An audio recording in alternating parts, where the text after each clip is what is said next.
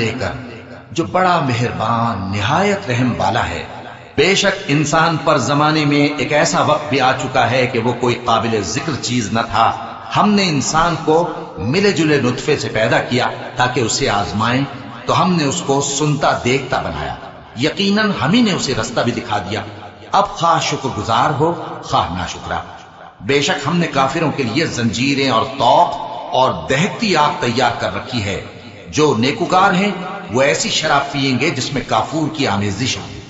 یہ ایک چشمہ ہے جس میں سے اللہ کے بندے پیئیں گے اور اس میں سے چھوٹی چھوٹی نہریں نکال لیں گے۔ یہ لوگ نظریں پوری کرتے ہیں اور اس دن سے جس کی سختی پھیل رہی ہوگی خوف رکھتے ہیں، اور باوجود کہ ان کو خود کھانے کی چاہت ہوتی ہے مگر فقیروں اور یتیموں اور قیدیوں کو کھلاتے ہیں، اور کہتے ہیں کہ ہم تم کو محض اللہ کی خوشنودی کے لیے کھلاتے ہیں، نہ تم سے بدلہ چاہتے ہیں اور نہ شکر گزاری۔ ہم کو اپنے پروردگار سے اس دن کا ڈر لگتا ہے جو چہروں کو بگاڑنے والا اور بڑی سختی والا ہوگا۔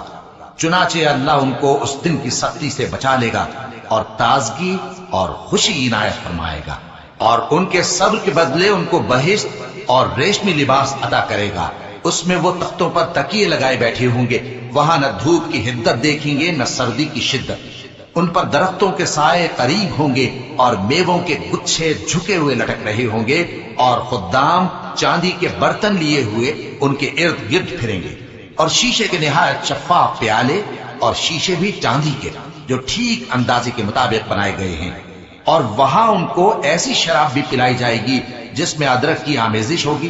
یہ بہشت میں ایک چشمہ ہے جس کا نام سلسبیل ہے، اور ان کے پاس لڑکے آتے جاتے ہوں گے جو ہمیشہ ایک ہی حالت پر رہیں گے۔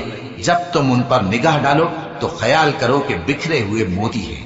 اور بہشت میں جہاں آنکھ اٹھاؤ گے کثرت سے نعمت اور عظیم الشان سلطنت دیکھو گے۔